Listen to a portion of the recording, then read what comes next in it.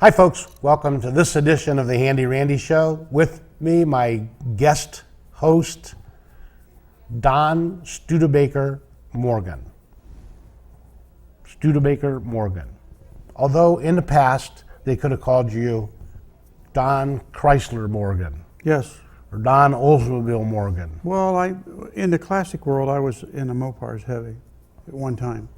And then you had problems with them starting or selling, No. or I never had a problem with Mopars. Oh, well, I did. My last new one, at that era, I had a 72 Chrysler New Yorker Brougham I bought. And the motor went out at 6,700 miles or something like that, maybe 7. And Chrysler wouldn't stand behind the engine.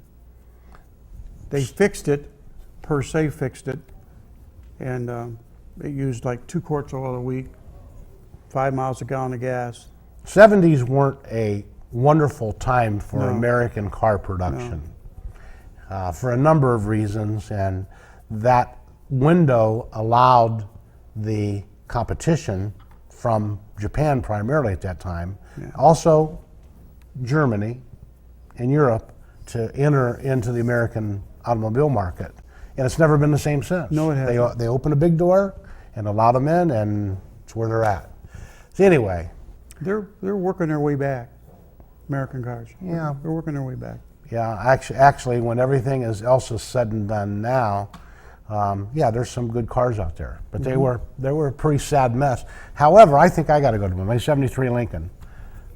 A lot of '73s weren't put together real well. That '73 Lincoln is a solid car. Yes. Seams are perfect. Yes. Engine's good. Yes. And I got a good one there. Yes.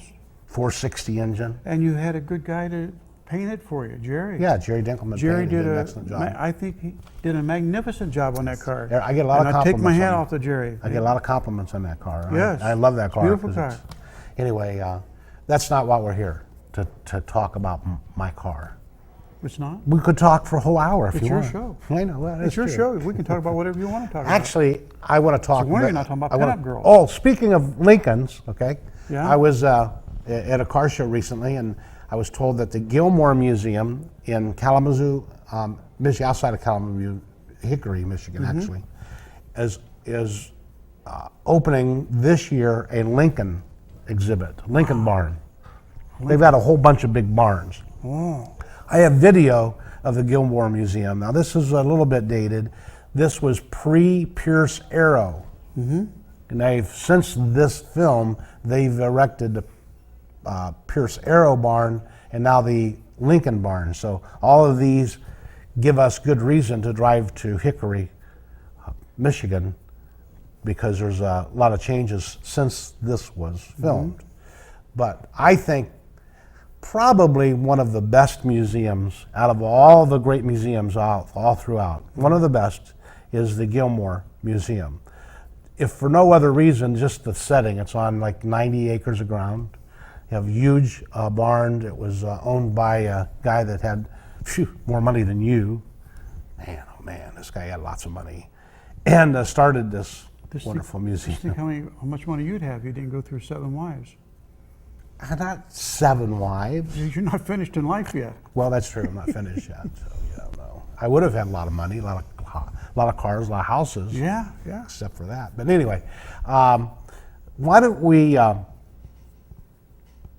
before we go there, you've been throwing trick questions to me here on the Handy Randy Show over the years. These, a 1907 Thomas. Wait a minute. Okay. I'm taking the list right off the internet as they printed it. And you believe everything that's on the internet. Now listen, folks. He's getting ready to start throwing fire at me with these questions that I can't even see what's in front of me because I don't have the pictures of the cars or nothing. I'm going to give you The a camera crew real does. easy one. Okay? And that's the beginning of the contest right there. Marks the beginning of the time. You're on the clock. In 1916, one car, one make, one model represented 55% of all of the cars in the world. 1916. What car would that be? Well, do, do, do. I'm gonna give you a two-part answer. We only have an hour on this program. Two answers. I think one of them will probably be right. Answer A would be Packard, because it was a highly car of the time, and the second would be a Ford. Would be the other one.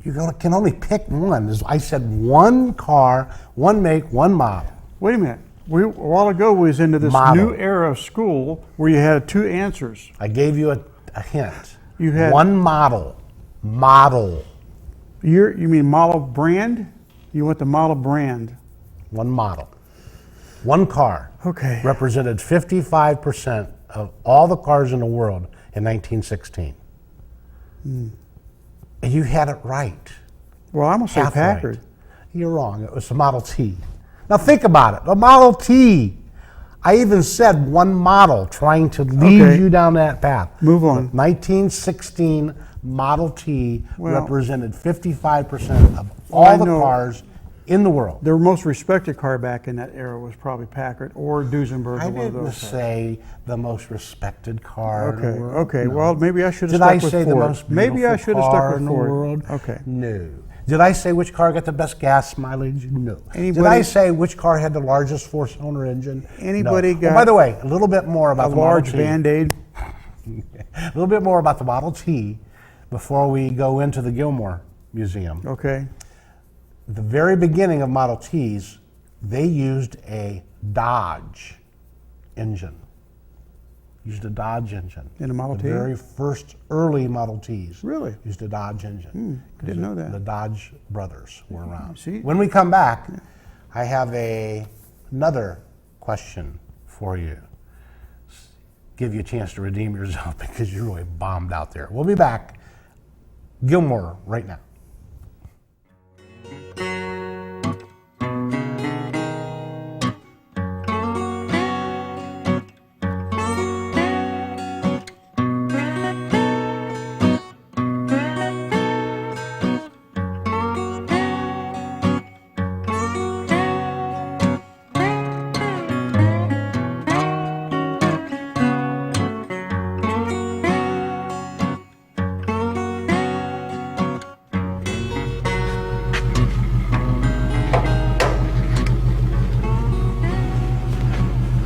All right, Jim, come on over. See over there? I'm Jay Follis, the marketing director here at the Gilmore Car Museum. Want to welcome you here. It's first time here, right?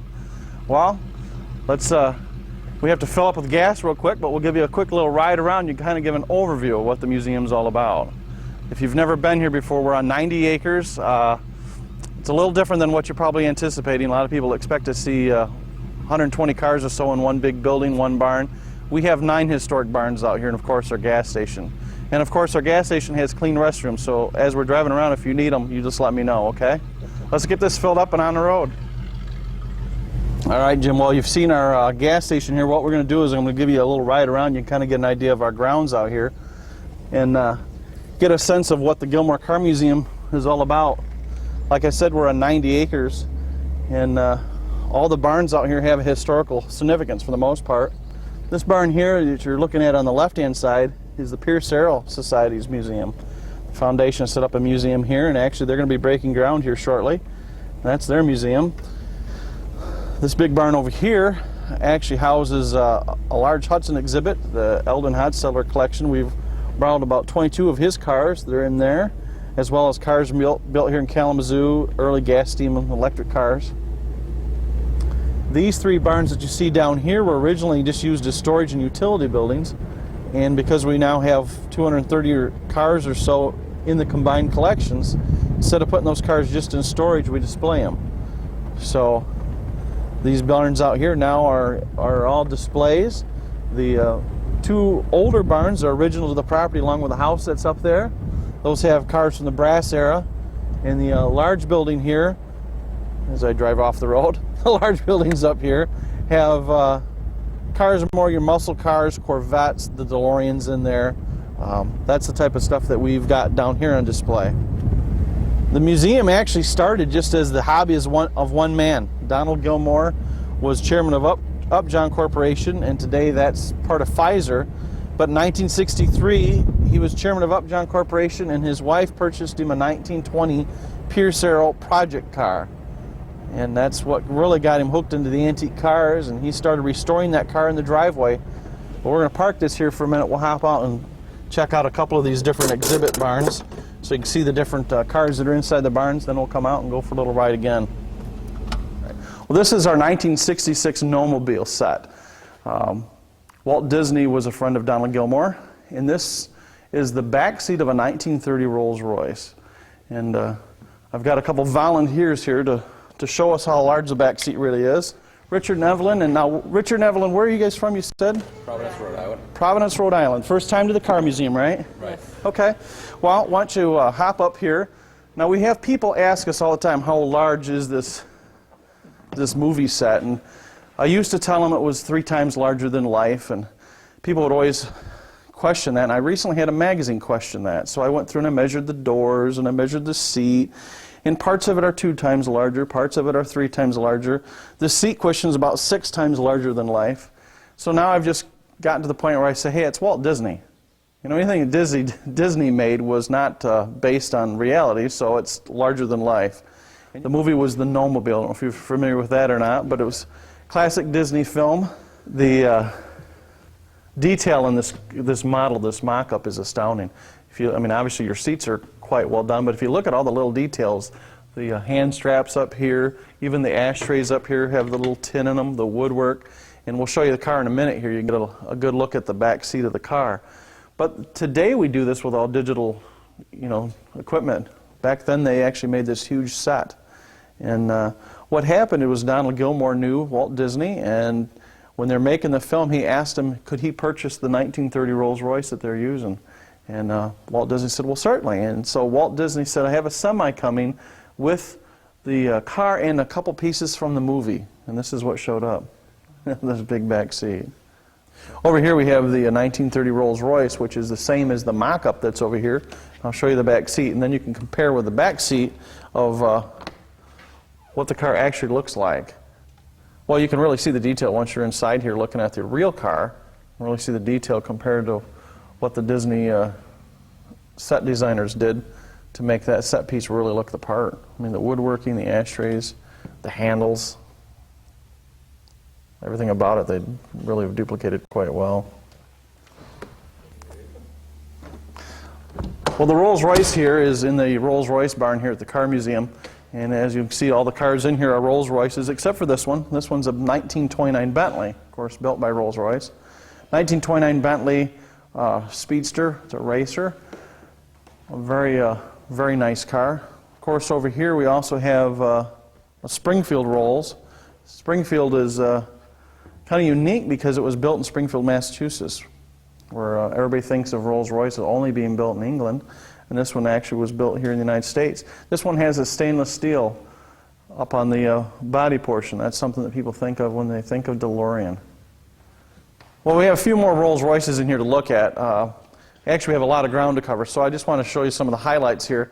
This particular Rolls-Royce is very unique. It's actually designed after 1911 Rolls-Royce. It was custom built for the Maharaji, and Donald Gilmore wanted to purchase the car, and the person would not sell it, and the royal family did not want a duplicate made, but Donald Gilmore went out and purchased another Rolls-Royce and had the bodyworks pretty much duplicated to match the one that the Maharaji had owned.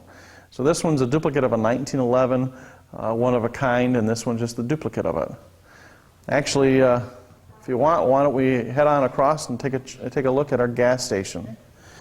Well, usually the gas station is the first stop for folks at the museum. This actually operates as kind of our welcome center, especially during car shows and stuff. This gas station is a 1930s replica, and what's really interesting about it is we actually were donated blueprints, 1928 blueprints, and that's pretty much what they designed the gas station from. And people are always curious of how we decided to make it a Shell station. And what happened is while the gas station was being built, a gentleman contacted us and asked us what kind of gas station it was going to be. And at the time we just decided it was going to be a general gas station. We hadn't decided it was going to be anything. And he said, well, I collect a lot of shell memorabilia, so if you're interested, I'd be happy to supply you with some shell memorabilia. And so just about all the shell stuff you see here came from one collection, and that was Dick Walters, or Walter Demick. And Walter Demick is the nation's largest shell distributor. And so it's kind of nice that he had one of the largest shell collections, and he's also a shell distributor, one of the largest in the nation. And he's fairly local, lives about a couple hours away from us.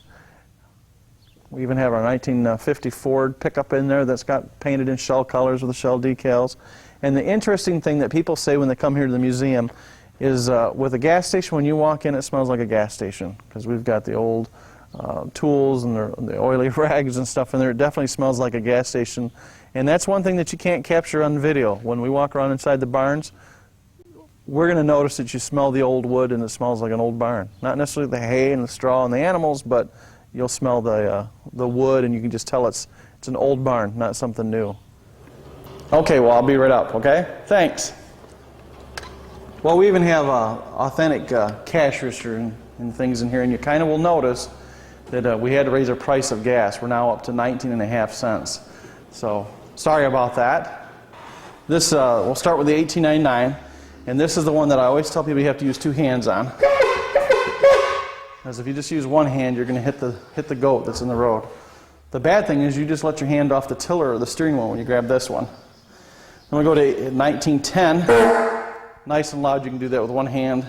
1930. Welcome back to the Handy Randy Show with me, Don Morgan. I'm having fun today on the Handy Randy Show. My turn to try to stump Mr. Car Know-It-All. He sees the tail light and he can tell you what kind of car it is. Of course, that's what he says. Do you know how much livelier the show is today? I see the license plate and I can tell you what year the car is. Come on. Yeah, the license plate, yeah. Yeah, if it's a vintage plate, you know. Yeah. Right. If it's one of those white plates, they don't help me much. No. Yeah, it's historical plates, not very much. In 1920, something very significant happened in the car arena, specifically the Dodge car. In 1920, very important to the history of the Dodge automobiles. Actually, back then it was called the Dodge Brothers. Any idea? 1920. And I'll give you a hint. Well, go ahead. There was a terrible, terrible influenza epidemic that swept the world, in at least the United States, in 1920. What happened in the history of the Dodge Brothers in 1920?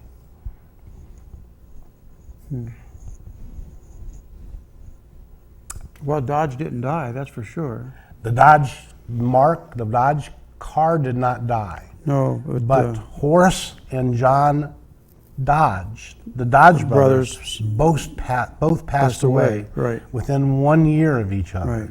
Because then they died of the influenza. And from what I gather, in 1920, it swept across the United States and with terrible, terrible results all over. I think possibly, I had my father had an infant sister that died in that year of the influenza. Well, a lot of Very people, terrible. Yeah. Well, one more before we go back to Gilmore. You're doing so well, Mr. Know-It-All. 1938 Buick. Now, I have a 37 Buick, all right? Well, you haven't seen it in 6 months. I'm going to go down and get months. it. I'm going to go get it real soon, okay? I miss There's spiders crawling all I over it. miss it. Okay. But anyway, 1938 Buick, something significant in the automobile world occurred with that car. And actually, I asked the question incorrectly. I should have asked you what car did this in 1938, but now I'm going to have to back into this. What is significant, and this is going to make it very difficult, what is significant with the 1938 Buick different than the 37 Buick? Any idea? Yeah. What? They come with twin mount spare tire covers, wheels in the front fenders. Well, yeah, 37 had those too. So the better models, Yeah. the 60s and so forth. No, and again, this Engine? was a toughie. Engine? No.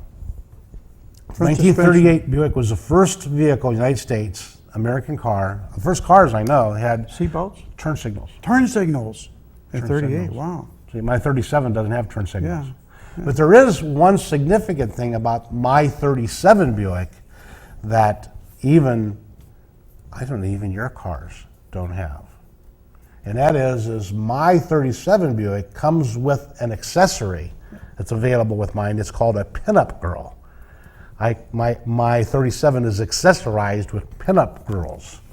Yeah, you know why that is? Yes, because they love my No, car. it's because you and I'm paid them pretty- to be there. Okay, continue on. I can't even think about you right now. 38 Buick. Let's go back to the Gilmore as we ponder that, and I technically didn't pay them to be there. Someone did.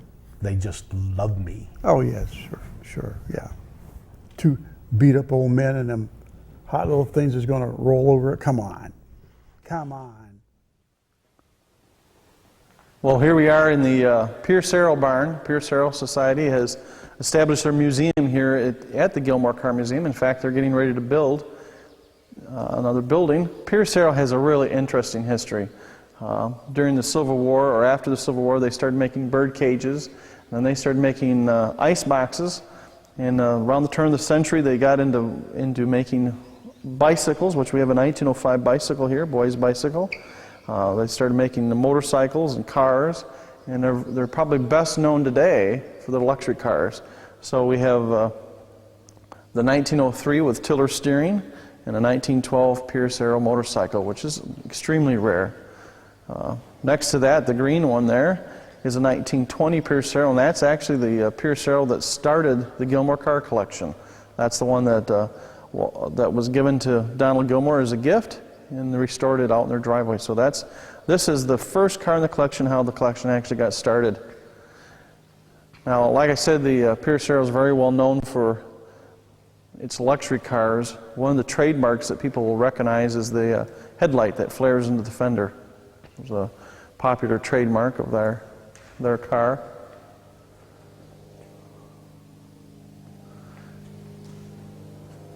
So far we've seen the Rolls-Royce barn and we've seen the Pierce Arrow barn. That means we've got 7 more barns to go. We got to keep moving then. Well, up here we have one of 2 of our hood ornament collections, and here at the Gilmore Car Museum we have one of the largest collections of hood ornaments on display anywhere in North America. We actually have a collection here in the Pierce Arrow building, and we also have one that is part of the Classic Car Club of America Museum. Most of these, well, a lot of them came off the cars themselves as the manufacturer would design them and make them. Here we have some early Hudson. You have Pierce Arrows down here, but then we have the ones that were custom made. Like here is a Lalique. It's a leaded crystal made in France. They're extremely rare, extremely valuable, and that would have been something that if you were driving let's say a Duesenberg or something that you had custom built for you might get a Lalique to help show your personality to the rest of the world. Some of these are very unique. There are some that, as the wind go by them, different things function. Some of them light up. The Indian chief's chief, this lights up from a Pontiac. Behind you here we have some airplanes which became very popular during the time of Lindbergh. And some of those, the propellers will spin. Some very unique ones in here. And of course we have our skull and crossbones, and his jaw would sit there and chatter as you go down the road. Yeah, it's a juvenile electric. So if you're a wealthy family, that's what you would have been able to purchase for your child. What a life, huh? These were cars in this section of this barn that were all built in Kalamazoo. People think of the checker cab, which is right there. They think of that, and they may think of Kalamazoo. Every checker cab was built here since 1922. They actually went out of business in 1982 building cars. All the rest of these cars, though, were built here. This 1920 Romer was built here.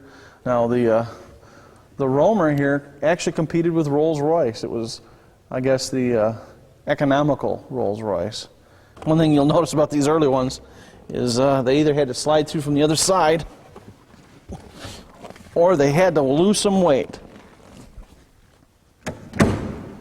On our way over here to see the steam cars, also should point out this is a 1903 Michigan, and this car was actually built here in Kalamazoo as well. It's kind of an interesting car.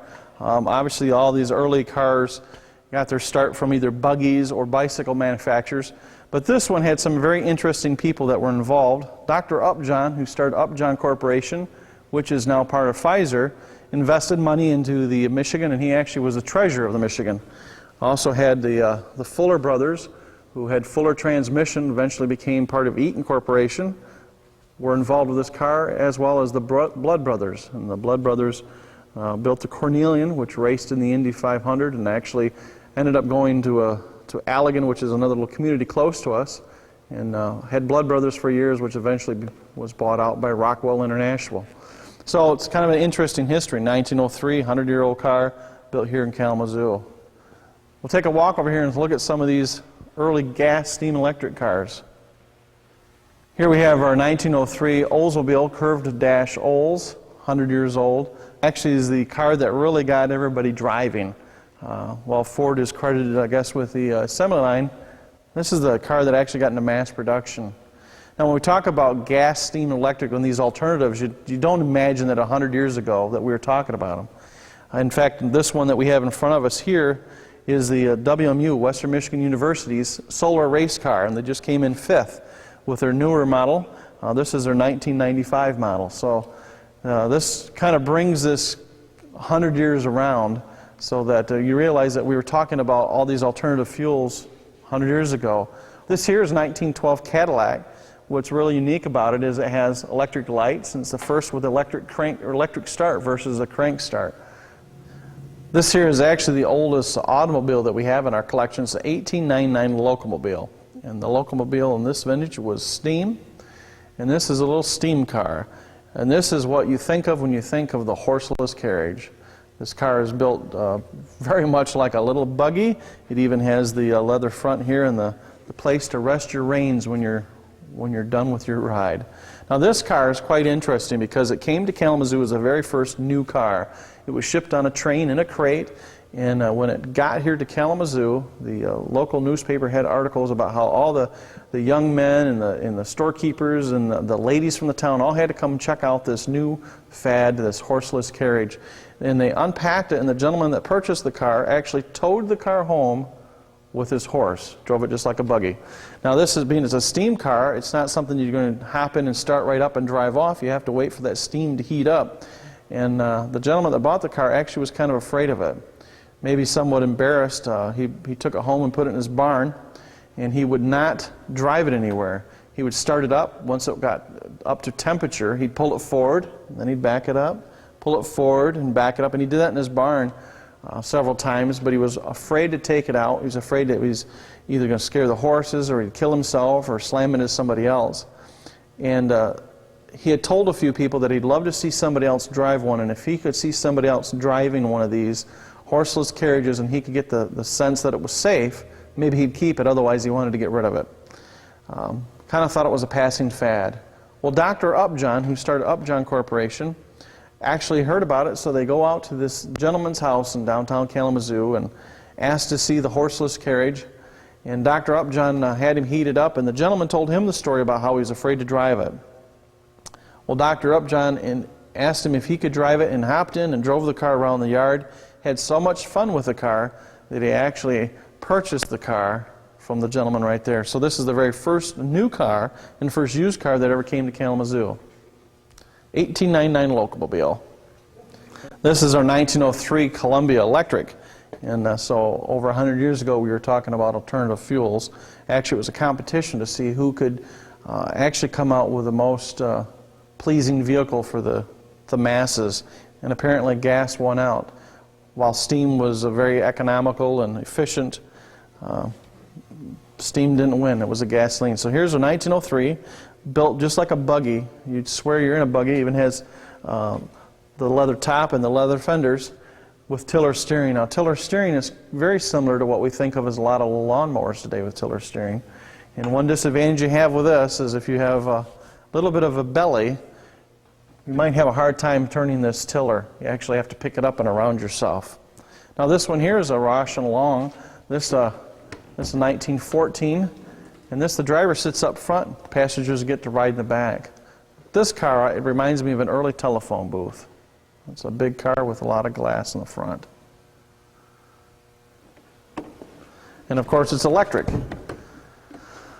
Welcome back to the Handy Randy Show with Studebaker Don. We are experiencing the bourgeois Gilmore Museum, located in Hickory, Michigan, which is pretty close to Kalamazoo, I believe. I'm being sacrificed is what the word is. What's that? I'm being sacrificed. You've been sacrificed. Yeah, no, I'm just it's a little being payback. sacrificed, It's yeah. kind of a payback thing. You've been throwing me these curves. Okay, folks, the last show we did, he wanted to know what car had the largest cubic inch four-cylinder engine in American production. Now, that's kind of a tough question. That's kind of a tough The question. ones you're throwing at me aren't so easy. And the answer was but 1907 Thomas was the answer. Now, come on, who is going to know that? Now, I asked him a real easy question: which car is the most popular car in 1916? Well, I had part of the answer. I said Ford or Packard. Some Packard tangent. Well, Ford was. All right, I got another one for you. Oh boy. Which American car, American-made car, I'll help you out here, narrow it down, popular American-made car, was the first to introduce the electric trunk release. Push a button, trunk went. It was a Lincoln. What year, what kind of car, what year? Push a button, hood goes up. Well, hood goes up. Trunk goes up, sorry. What year? And you want a hint? Go ahead. This particular car had all kind of electronic stuff all over it. Very early, all kind of crazy electronic stuff all over it. This is probably. The show's only on This for is an hour. probably about 1950, Keep coming, 55, keep coming. 56. Wrong. You're in the correct family, you're in the correct decade. So I will give you, unlike you do for me, okay, I will give you a partial on that. No, it's either right or wrong. A 1958 Ford, first car, Well, Lincoln and Ford, there's a big difference. family, family, Okay. right? 58 I Ford. got I wonder why they did it in Ford. Why I would got they- another little thing. I'm not going to bother you with this because So you'd never Ford get must have been the this. guinea pig for Lincoln that year. Well, that Ford was loaded with I know, but- the electric hardtop that folded down with all the solenoids Yeah. and all that, and I mean that thing was loaded with power. That was options. like Oldsmobile was the one that was the test for Cadillac. They put all the options on Oldsmobile first before they did Cadillac, and if they went Now, over, who told you that? it's the truth. Why did you read on the internet? No. Hey, I have another thing for you. This isn't in the form of a trivia question. This is R.E. Ransom, Yeah. Oldsmobile. Yeah. Yeah. Okay. The first really popular produced car in the United States before the Model T was the Oldsmobile. Correct. Okay. He later went out of the Oldsmobile car business Correct. and went into the truck business. Rio. Yeah. Rio, R-E-O. Made a few cars too. Rio cars. Made a lot of cars, made a lot of trucks. Mm-hmm. Then he gave that business up. I don't know whether he sold it to someone, but after the Rio truck business, he went into a new business. I don't know the answer. That business was the REO lawnmower business. Really? Rio lawnmowers. Have you ever seen a Rio lawnmower? I've seen pictures, never seen one, but he actually, it made sense. It was engine, wheels, drivetrain. It had a Made a motor. lot of sense. Yeah, lawnmowers. Well, yeah, but there was the Yeah, old type, but this real was- type. This is REO lawnmowers. Wow. Look it up. Don't take my word I for will. it. I will. Okay, and we'll go back And when we come back, I've had a couple Chrysler type questions for you. Actually not Chrysler, but a couple questions. Don't look at them. I'm not looking at him. I don't do like you. Here's him. Gilmore, and then we come back with the conclusion of the show and 2 more easy questions. Should be easy right after this. If you got the answers are easy. We have down here a early steam-powered fire apparatus from the city of Kalamazoo, and 1927 Model T. And most people are going to say, "Wait a minute, Ford never made an electric Model T," and they're correct. This 1927 Model T was converted during World War II for Donald Gilmore, so that he could save gas, so he wouldn't have to have gas ration. He had this car converted to electricity. If you take a peek inside here, you can see the big lever, forward and reverse.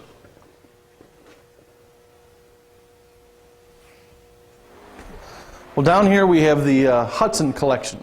And this is Eldon Hodstetler collection, and it's the 22 Hudsons. It's the largest exhibit any place in the world of Hudsons. We actually have about half of his collection down here today. Well, like I said, this is the Eldon Hodstetler collection. Comes to us from Middlebury, Indiana. He has a collection of probably 45 or 50 Hudsons, and right now we have 22 of them on display here in the collection. And they start right here with a 1909, the very first year of Hudson Motors. And Hudson actually gets its name from D.L. Hudson, the same man that invested in the Hudson department stores. He invested into Hudson. The cars that are in this collection are extremely rare. They're very well maintained. They either are all original or restored. This 1911 33 Speedster is extremely rare. This car here was built for the Puerto Rican market. And what a lot of these early car companies would do is they'd send a car out on a race, and it either would be an endurance race across the country or a speed race. And the whole idea was if your car can make it through the race, you're going to get some great publicity. And so that's what they did. They built this car and shipped it to Puerto Rico just to race and let everybody know that the dealer there in Puerto Rico had Hudsons for sale. I love this because it has the bug screen on it and even your early goggles. Now the next one to me that's a huge highlight is this 1917 Shaw Racer. This actually has a Duesenberg chassis with a Hudson engine. I think they built 6 or 7 of these, I'm not exactly sure. But this car would travel well over 100 miles an hour, and this is what you would have saw it something like the Indy 500 back in 1917. Now there's so many cars in this exhibit alone. I think what I'll do is just go around and show you some of my favorites, give you a few of the highlights. I don't want to give it all away, but I'll show you a few that I think are really outstanding. This car is absolutely remarkable. This is one of my favorites in the Hudson exhibit. And part of that is because of the way it looked when it was found. This car was actually found in the Death Valley area. It was found in a mining camp. And Eldon Hodstetler, the owner, actually had a bulldozer go up and make a road and tow this car down. And when you see that photo, to me, I can't imagine that he would look at it and say, we can bring that back. But they did. They completely rebuilt this car. It's a stunning example of an awesome restoration, and it's a neat car on top of just being a great restoration. Something I think that's fun with this car is that it's very wide. Being it's a 1942 Hudson, it would have had running boards, but on this one there are running boards, but they're covered by the wood. And if you happen to notice, let me walk over here and open the door here, and maybe you'll be able to see that door pillar is sitting right on the running board. What this did is it made it that this car could actually seat more people by doing it that way. And it was a good thing because during World War II, a car like this would have had a higher gas ration sticker on the windshield because it could take more people. This 1940 business coupe is the perfect car for the young man. If you're a young man in high school, you could take your date out in this car and get home, and as soon as you got home, you could open up the trunk, pull out the pickup bed, and start your chores. Perfect car for the young man. Very unique. This vehicle is also very interesting. It was very popular. It's a 1937 Terraplane. But what makes this so interesting is actually a pickup truck. And this was a very popular pickup truck. It's done in an Art Deco styling. with the 3 different colors of paint, and a pickup bed that actually would hold a 4x8 sheet of plywood. Now we think of that as not being that big of a deal, but that's something that Ford and Chevy didn't offer until about 1953, and Hudson was that far ahead of them. Well, you're entering the Tucker Historical Collection Library. And what we did is we created an office that looks like 1948, looks like it could be Preston Tucker's office or a sales office from one of the dealerships. And the Tucker automobile was built in 1948, very revolutionary, had the 3 headlights. And we normally don't let people in here, but we'll let you in here to get a quick glimpse. This holds the National Archives for the Tucker automobile. And so as you step in, you'll see some things that are original to the factory, original hood ornament.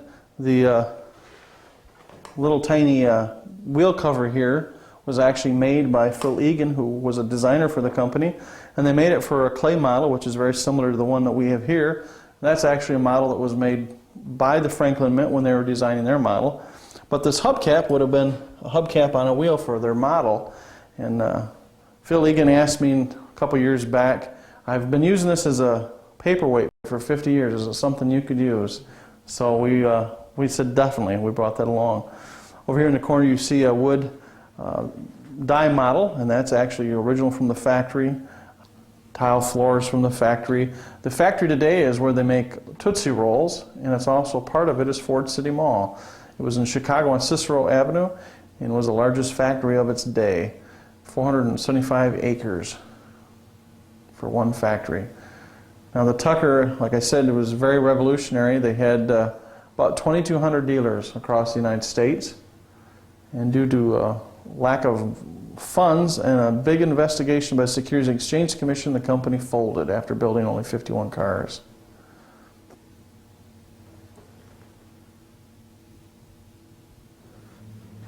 Well, you probably wanted to see a Tucker, and so here you have Tucker number 47. This is the 47th Tucker ever built, and this is actually the lowest original mileage Tucker in existence. It has 35 miles on it. This car actually even has the original tires on it. That's why they're black walls and not white walls, because when the Tucker factory shut down during their investigation, several men came in on their own time and built cars on their own time, and they assembled 13 cars, and this was one of the 13 that they assembled. And if you were to compare each Tucker side by side, you're going to find several differences, and the reason for that is because each one of them were a pilot production car. They were making changes as they went. Now Tucker is well known for the headlight in the center, which some people kind of laugh about, but that Cyclops headlight, the idea was safety. It would light the corner around as you drove at night. You turn your steering wheel, and it would turn with your steering wheel and light the corner long before you ever got there.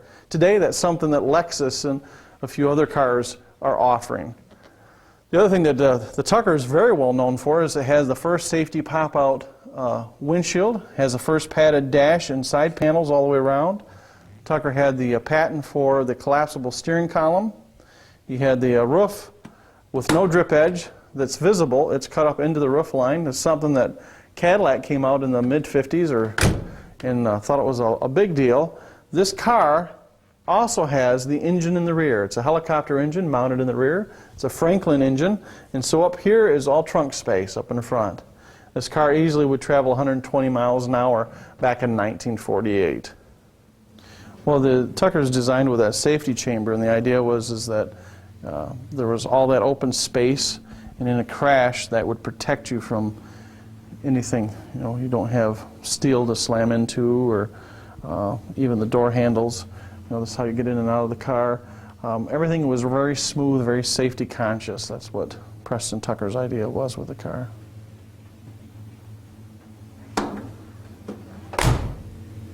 This is our Packard collection. Actually, it's a very small portion of our Packard collection. We have several, but a lot of them aren't on display right now because we simply don't have the room. Over here we have our early brass era cars.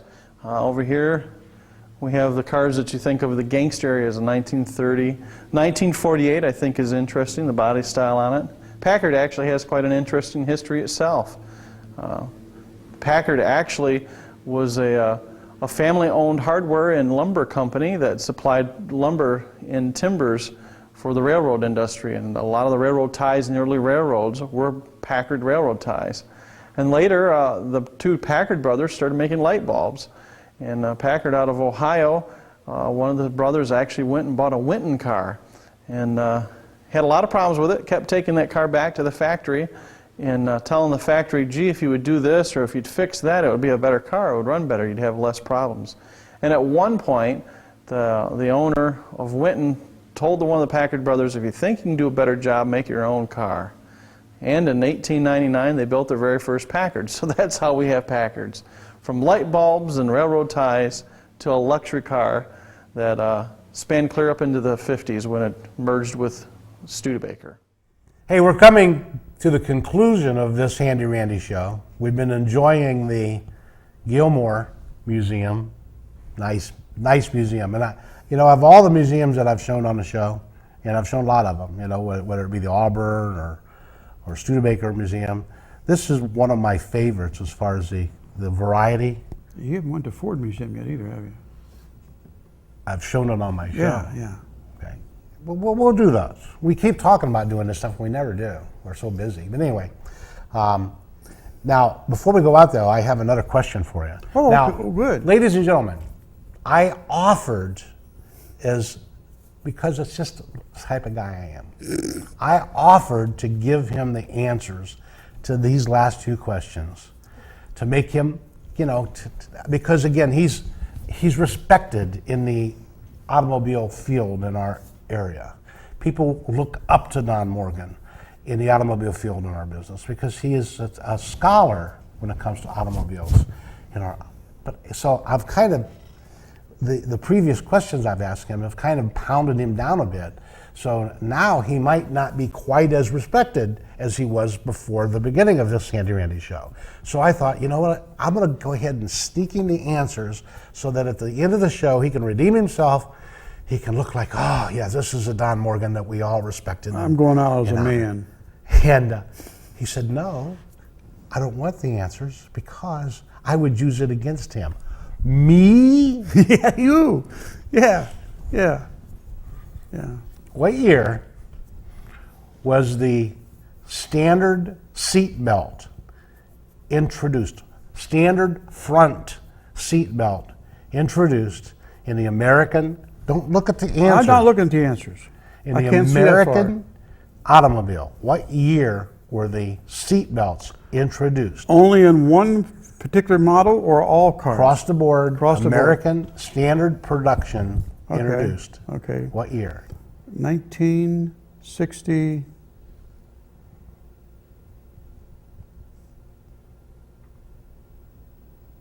I'm liking what I hear. 60. Liking what I hear. I'm going to be off maybe 1 year. 60. I'm going to say 62. It's You either probably 62 or had 3. one of these cars. No, I've had them. You probably had one of these cars. 62 And or you know what? 63. And here's the deal, all right? Because you set up the playing rules. You set this up. I all know. right? You're the one that came to me because when I was we're getting wasting time. within a 62 or 1963. Oh, I said 62 or 63. You said 62 or 63. So you set up the rules wrong. Now, 1963, ladies and gentlemen, seatbelts were introduced as standard equipment in American automobiles. I was all over. You were doing so well. But see, there was out earlier. Back in the 20s, a car company had them. One company. Yeah, but it wasn't standard equipment. Okay, and that was for racing purposes. I mean, there was even a car that they put a harness here for the guy to hang on to so he didn't fall out. But that's... And what company was instrumental for the seatbelts? Here we go. Studebaker. That's right. Going to get that in somehow. We went the whole show without talking Studebakers, and finally I snuck one in on me. Yeah. All right. And in that same era, rear seat belts were then introduced as standard equipment in what year? Rear seat belts. Rear seat belts? You're looking across the board. I can't see that far without my glasses. All right. 1966. Oh, 1965. So we're going to, if we would grade on a curve, you would be wrong on both of those. So all of you folks out there, that previously had the great respect for Don Morgan and all of his automobile knowledge that just flew out the window. Poof, gone. And Nah. I'm going to conclude my show with saying that Handy Randy did much better on the question and answers that Don had for me than Don Morgan answered mine today. I didn't have, well, whatever. Doesn't matter. You didn't have what? The questions and answers? Yeah. That's all for fun. And we hope you enjoyed this show. We hope you learned something. It was okay? fun. And, And I brought life back to the show today. what? I brought, mean the show's been I dead brought, for a while? Brought life back to the show. Fine. The mice were even sleeping in the corners. Fine. And we'll be back next week with more stuff just like this here on the Handy Randy Show. Have Thanks a good for day. watching. Happy motoring. We're going to go on upstairs and see our Century Ford exhibit that's up here. Note the staircase. How many barns have you seen with a staircase quite like this? This one actually came out of a house in downtown Kalamazoo, and when they were tearing the building down, Donald Gilmore decided that he'd ask about the staircase, and so that's why we got this very ornate Victorian staircase in this barn. Now, of course, the barn's in 1897. Like I said before, it was used for storing spearmint, for regular spearmint gum, and when you come on upstairs here, you'll see what I mean, how huge it is.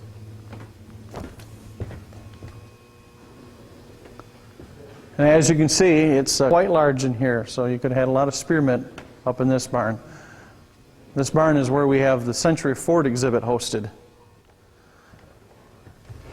So the first Ford that we have, it has to be a 1903. 1903, very rare car. Back seat on the Ford, a little different than what you anticipate today. It's kind of shaped like the old Victorian couches, and the only way to get into it is from the very rear.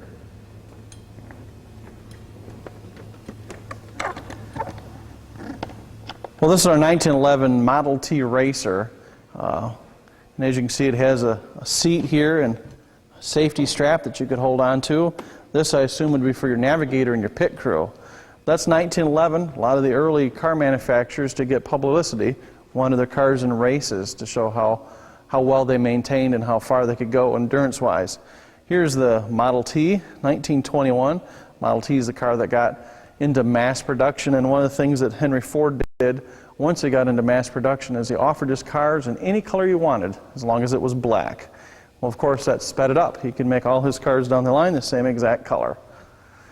In the back, we have a Model A. It's a 1928 Model A Doctor's Coupe. Actually, it was Ford that really did get the masses in this era on the road. And then, of course, we have the V8, very popular Ford V8. And this car is interesting because it's got bird's eye maple. It's a woody wagon, and a lot of these were used by police departments. It has paddy wagons and chase vehicles.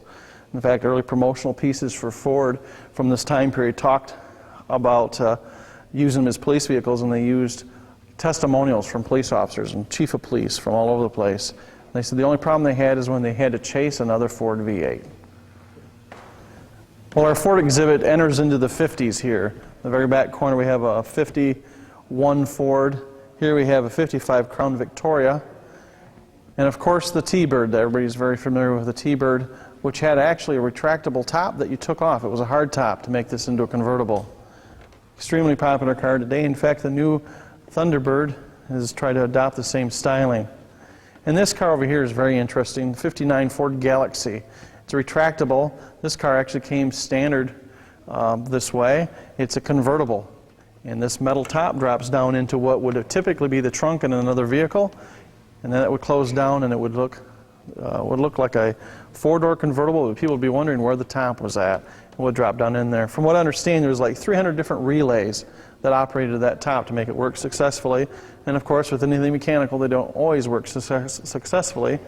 And I've heard stories of several people getting their golf clubs trapped in the back of there. This car actually has air conditioning on it, so it's pretty rare. But this is kind of what you think of when you think of the 50s. Are these cars, these color combinations, very popular. Okay. This is the Edsel, very famous for being a huge flop. Kind of like when you think of Coke changing their flavor. That's kind of what happened with the Edsel. Built a lot of them, but they weren't very popular. This one actually has push-button transmission on the steering column, where you just push the gear that you want to go into. And they weren't the most eye-appealing or desirable car, but what's sad is the 1960 models actually looked quite sharp. Well, of course, no Ford exhibit would be complete without the Mustang, and here's a 1964 and a half Mustang. And always a controversy. People don't believe they made a 1964 and a half. They always think it was a 1965, but here it is indeed. Lee Iacocca design. You'll know that Lee Iacocca eventually went to Chrysler Corporation, where the minivan pretty much saved the company. Well, behind me here is another good shot of the companion barn. That's 1897, and that was the one used for Spearmint. That's where we saw the Tucker and the Packards, and upstairs was the Ford exhibit. But now we're coming over to the Classic Car Club of America's museum, and they're adding a big addition on the back. And as you can see, we have a lot of grass, a lot of ground out here. We have 90 acres, so there's no problem parking. If you want to bring a motorhome or minivan or a car or even a car trailer loaded with your antique car, bring it on out.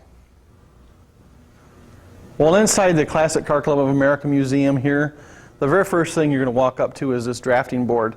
And this drafting board belonged to Raymond Dietrich, and Raymond Dietrich was a very well-known designer during the Classic era. The Classic era would be 1925 to 1948. These typically were the cars that were high dollar cars in their day, usually custom built. A few things to point out to you that you'll see here is the hood ornaments and mascots. That's the other half of the collection that we have here at the museum. We have a nice V16 Cadillac engine on display that just came in, and we'll take you around and show you some of the cars. Well, the first car we see down here is a 1947 Cadillac Fastback. It's got that streamlined design to it. The thing that's interesting about this car, it's a completely unrestored original car. Now, when you think of this time period in history, that's right after World War II, and so basically the 1947 looks like a 1941 or 42 with just a slight facelift, because all the car manufacturers were busy making armaments, making tanks, airplane engines, whatever. Now, the next car here is a 1934 Airflow. A lot of people look at this and they think of the Volkswagen Beetle, but this car is ultra streamlined. This is one of the first cars that actually used the wind tunnel in its design. It's a very interesting, very neat car, but much like the Edsel, was a financial flop for Chrysler Corporation. 1930 Packard. This is kind of the body styling that most people look at and they think of the gangster era.